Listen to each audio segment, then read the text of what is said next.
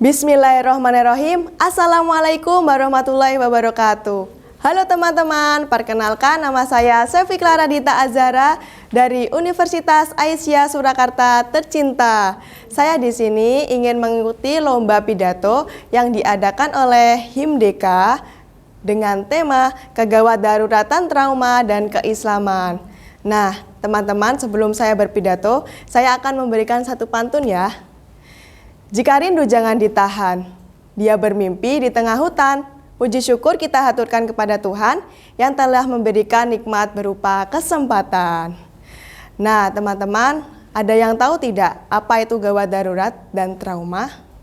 Jadi, menurut Huta Barat dan Putra pada tahun 2016 menjelaskan bahwa gawat darurat adalah kondisi atau tindakan seorang medis yang dibutuhkan oleh pasien atau korban yang membutuhkan waktu segera untuk menyelamatkan ataupun mencegah kematian dan kecacatan.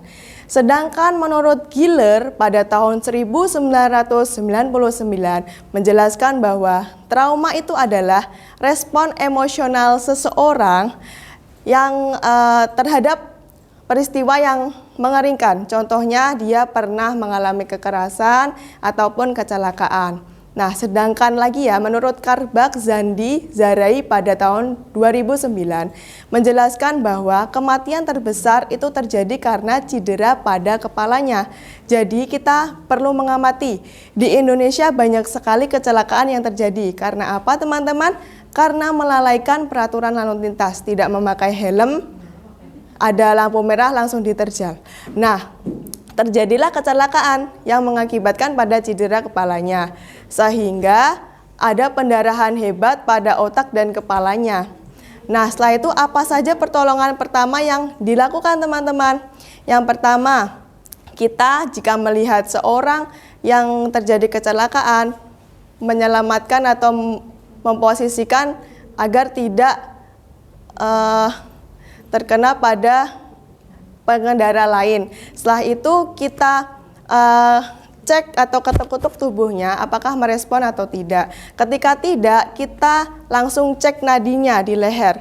Setelah dicek nadinya, kita rasakan dan melihat hembusan yang ada di dadanya apakah bergerak atau tidak.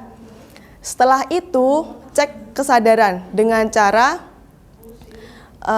ambulasi ataupun kompresi. Teman-teman, selanjutnya saya membahas tinjauan dari keislaman.